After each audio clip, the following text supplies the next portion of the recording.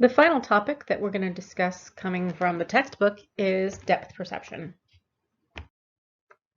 And just as we started talking about motion perception and some of what makes it tricky and what makes it difficult to explain exactly how we're doing this, we have similar things going on with depth. Well, not similar, but we have that trickiness to it where what we're seeing is three-dimensional space and we are perceiving it as three-dimensional space, even though what's happening on the retina, we have two-dimensional retinas, right? So if I'm looking at the tree and it's in front of the house, okay, and I'm looking at a higher point on the tree and a lower point on the house, all I'm really getting at the retina is this point T prime, that's where the tree is hitting, and this point H prime, where that's where the house is hitting, and on that retina, that is that inverted and flipped scene that is now two-dimensional.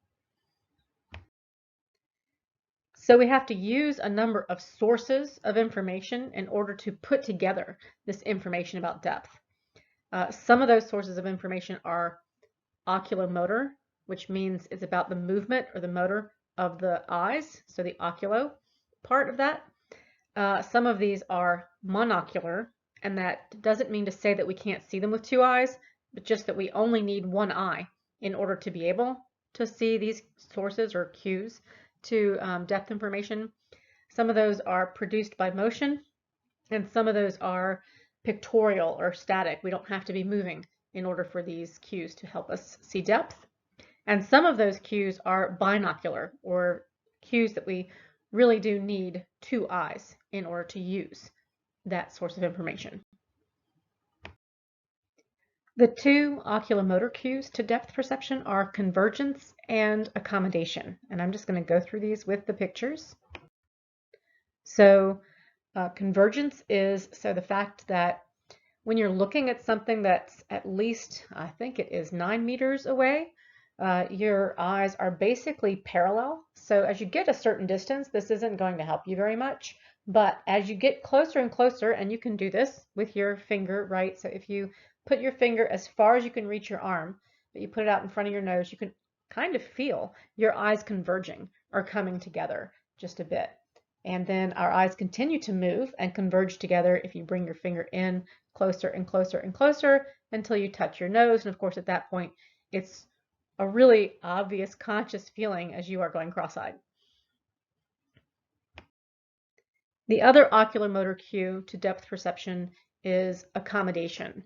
And this one is not as, we're not as consciously aware of this, but even as we get to a little bit farther away with convergence, where we might not feel it consciously, same with accommodation, even though we're not feeling it consciously, the visual system can sense these changes. And so as we're looking at something that is far away, we are going to have this really flattened shape to our cornea, to our lens. And then as we are looking at something as we're getting closer and closer, so I'm going to bring my fingers again kind of closer to my face and just maybe 6 or 7 inches to my face, we're going to see that lens, the ciliary muscles are going to make that lens so that it's fatter and fatter to accommodate. And again, the visual system senses that accommodation. Okay, and the monocular cues to depth perception, again, these are present with one eye. Again, we can take that apart from ocular means eye, mono meaning one. But we have two eyes, we can use them both still. Even if we only had one eye, we would have these cues to depth perception. And we have two categories: the movement induced, or what's happening when we're moving through our environment, and then pictorial or static cues. The first movement induced cue to depth perception is motion parallax, where motion parallax refers to the fact that as we're moving, the stable objects that are in the environment are appearing to move with us, where nearby objects move more rapidly, and the more distant objects are, they're going to appear to move more slowly. As we talked about taking action in the environment, we actually called this optic flow information, right? Or part of the optic array, that when we are moving in the environment, our movement guides further movement, But we also see that this same kind of flow information is giving us information about depth of different objects in our environment. And when we're talking about it in that way, they call it motion parallax. And there is a link here that is something you can go watch for however long you want to. But even a few seconds, you'll see the point of kind of the trees that are up close moving by fairly quickly, and then I think it's a mountain in the background that is moving by more slowly. And to explain what is happening with motion parallax, so we're going to look at the tree in the house from before, where the tree was in front of the house. And if you're looking at the eye in this picture, so the eye at position 1, we're moving, and where the eye is in position 2. Okay, and as the tree is hitting the retina, it's hitting, when I'm on the left side of the tree, it's hitting at T1. And then when I've moved, so I'm moving through the environment, I'm at the right side of the tree, it's at T2. And you can see with the little dashed line that it's moved farther on the retina than when we go to look at the movement of the house. So again, the house is farther away. When we're on the left side of the house, it's at H1. When we move over and we're on the right side of the house, it's at H2. And we can see how much the house has moved on the retina as we've moved that same distance. And the amount of movement on the retina, or the change that's happened on the retina, is less than what we see for the tree or for the object that is closer to us. The second source I'm going to talk about of movement-induced cues to depth perception is accretion and deletion. So as we move sideways relative to two objects, those overlapping surfaces are going to provide information about depth, as some things are going to become covered or deleted as we're moving, and other aspects of that, whatever is farther away, are going to become uncovered or accreted in this process of accretion. And this is kind of shown. I don't particularly like these squares, which is why I give another example in the next picture. But there's going to be a point when we can see, so if you think about, I always think about these trees. I've tried to take these pictures, but they didn't work out for me. I think about these trees where my neighbors have their horses, and the horses are often behind the trees. And those trees, as I am to one side of them, I can see them both. And as I move to getting kind of right in front of them or right next to them, they're getting more, and one of them is becoming more and more, the one behind or farther away is becoming more and more deleted. And as I get to the other side, that other tree is going to be coming out the other end, so to speak. I don't know exactly. I always hate talking about accretion and deletion because it feels like you have to do it. And so, yes, I have taken a video of their horses behind those trees before, and it has not, I didn't put it in my PowerPoint correctly somehow. So I've tried this as well. This is my example from home that, and this is going to tell you a little bit how uptight I am about certain things, although I think we all have this. So if you notice my vase of flowers, that behind that you can see the window, and you can see the kind of handle for the window. And I'm right in the center of the sink. You can kind of see my sink there in front. I'm right in the center of the sink. My little sink faucet head is over to the right, to one side a bit. But so if now I move my head just a little bit, right? If I'm not right exactly in the center, then the side on our left, it starts to become deleted, and the side on the right starts to become accreted, and it doesn't look centered anymore. If I move a little bit to the right, the side to the left becomes a little bit accreted, and the side to the left becomes a little bit deleted, and it doesn't look centered anymore. So I have to be centered with respect to the flowers, to the vase, for it to have this kind of nice, kind of perfect centered appearance to me. And it kind of bothers me sometimes. And what's kind of funny, if you think about, I'm not really very OCD about a lot of things, but I do like my flowers to be right in the center there. And I do like things centered and straight. But you can kind of see how dirty that window is, which makes that kind of funny, but it's really difficult to get to that window. I'm just saying. I can't get the window clean, but I still want the flowers nicely centered. Okay, so that's accretion and deletion as best as I can do it with still photographs. Another category of monocular cues are static or pictorial depth cues. And again, we only need one eye to see these depth cues. Of course, we can use two, but a person who is missing an eye or vision in an eye or has lazy eye, they can still use these cues. And while some friends of mine say they feel like they're just doing this listing of depth cues, I really like some of the examples and some of the language that's been put on everything. So this first one is occlusion. An object that occludes another object is the closer object. So we can see that the vase with the flower in it, that flower is occluding part of the plate. And so we know that it's closer than the plate. There's also a bowl that's kind of in the front, and we know that it's in front of the vase that's behind it because it is occluding the bottom of that vase. This is one of those pictures. I think the last one was too. I think I took this entire talk from Dr. Robin Morris and then changed what I wanted to from it. But this is one of those pictures I took from her, and it is one of those pictures that has some interesting kinds of ambiguities to it, as different parts of the picture will be occluding another part of the picture so that it appears closer, but so we know that that kind of brush in the background is actually behind the horse. At the point where it's occluding the horse is one of these very almost disturbing kind of things that this whole picture does that in various places. Our second pictorial cue, monocular cue, is relative height. Things that appear to be closer to the horizon also appear to be farther away. And so what I'm showing here is where the horizon is really at the top of the picture.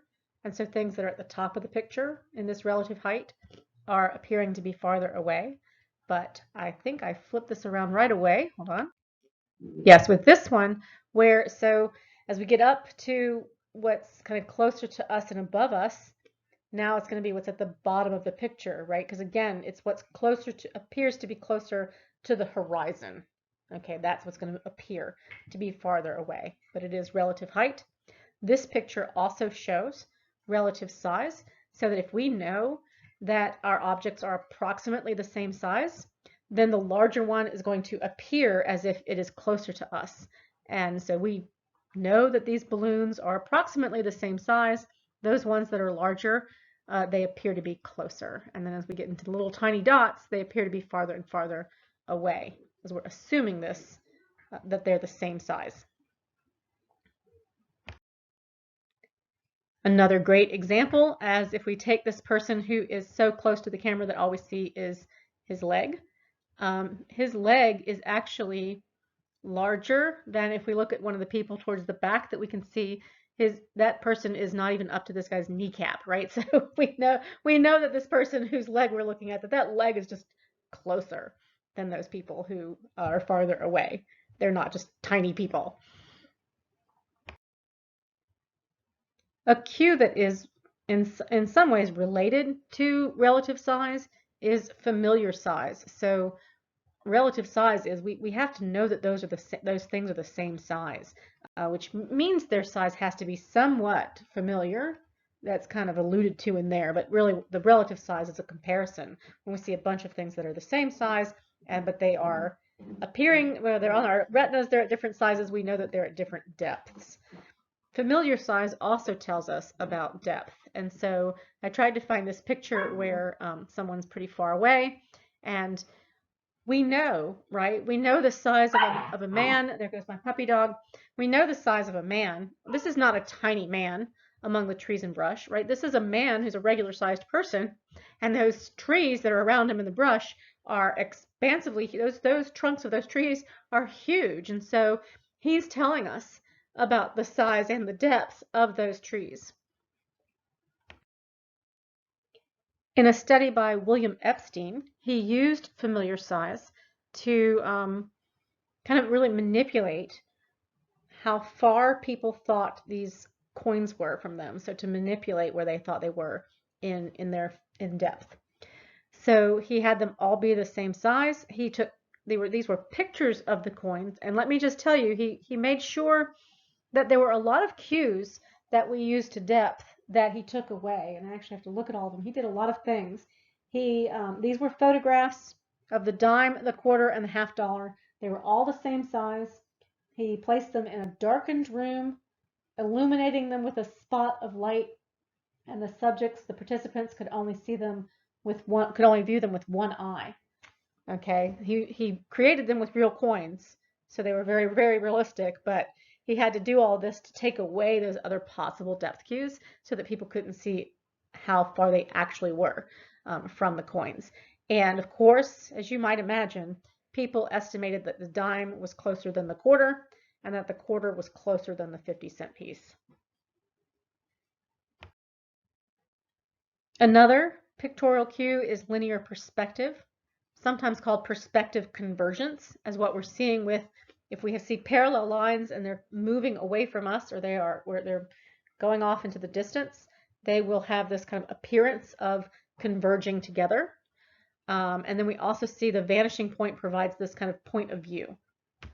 You can also, again, think of this a little bit as being like the focus of expansion, that vanishing point, but it's just talked about slightly different when we're talking about cues to depth perception.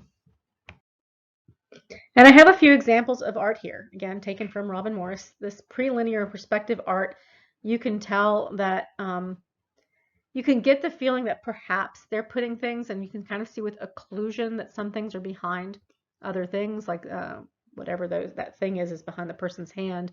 But there is no sense, they don't have that any kind of linear perspective. They're just kind of doing this with maybe a bit of occlusion, or not really giving the art a great deal of depth. Whereas if we're going to move here, so if we compare that to what's going on in especially what was happening in Renaissance art, this kind of change that we saw in art where they started using linear perspective or perspective convergence, you can see those lines going back towards the Sistine Chapel. So this is the same kind of painting that's in the book, Christ handing the keys to St. Peter, but just a different artist. Again, the problem with kind of taking things from another professor is that I don't know where she got this. But you can see they're using a few things, including that those people in the background are much smaller, which is telling us that they are farther away. But also that linear perspective, you can see, especially if you kind of just go back to the prelinear perspective art, how much depth, and if you remember the word expansion, that degree of expansion that we see in a scene, how much depth and expansion this gives to a picture. Another cue, and especially as we get farther away from something, is known as atmospheric perspective, that as we are farther and farther from something, there are more and more particles in the air between us and whatever we're looking at. So it's going to get this kind of blue and hazy sort of appearance.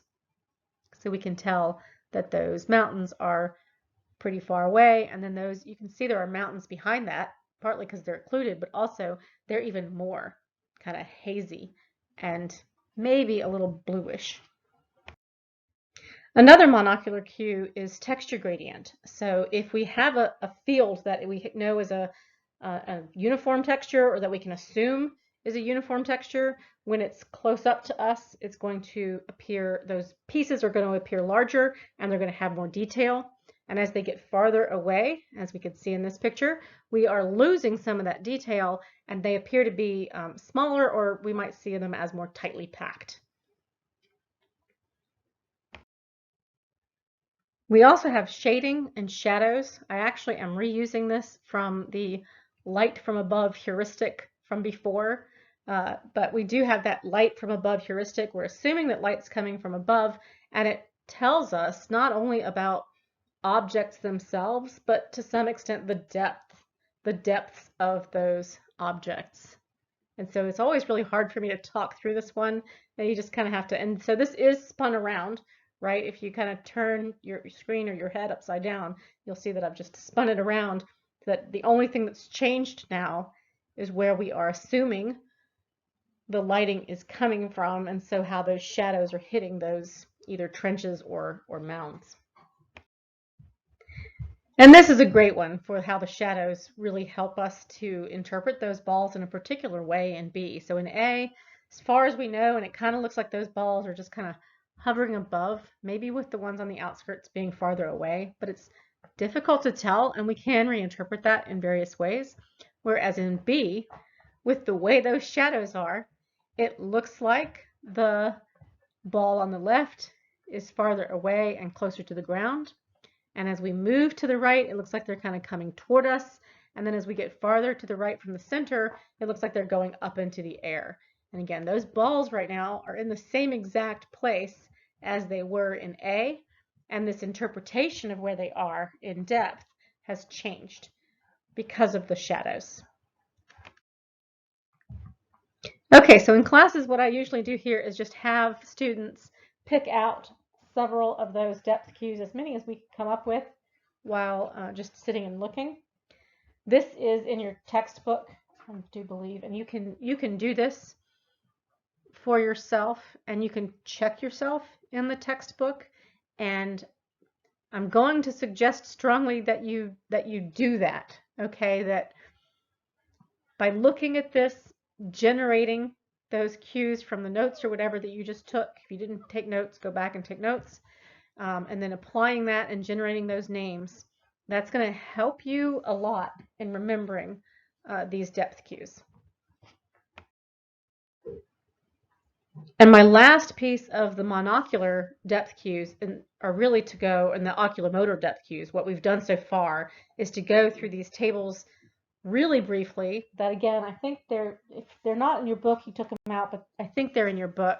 They're a really nice synopsis of not only the depth cues themselves, but he's separated them out from the cues that just tell us about relative depth. So depth relative to other objects, like occlusion is a really obvious one, or deletion and accretion of what's really in front of another object or behind another object.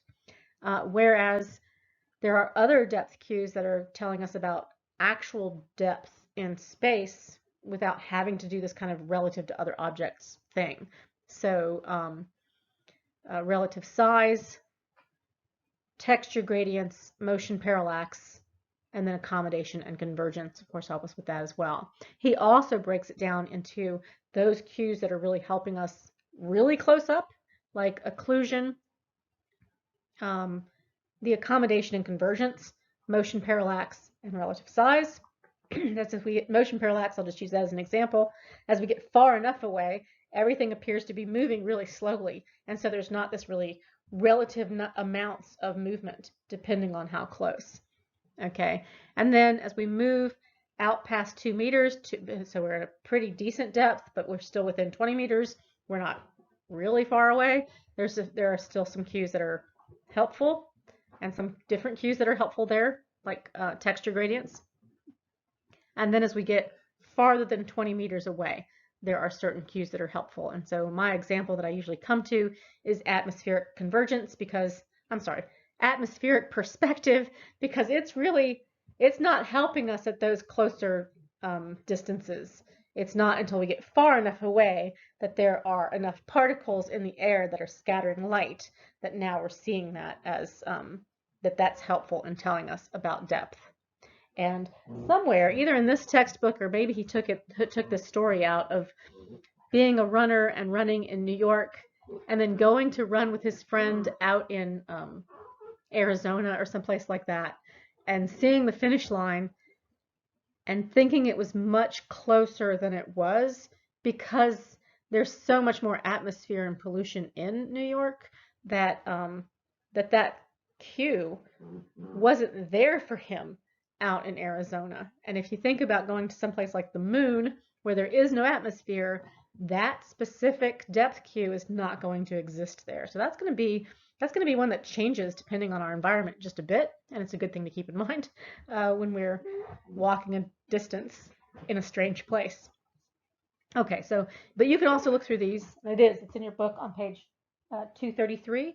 I think they're helpful to think through, oh, this is what's helpful close up, this is what's helpful farther away.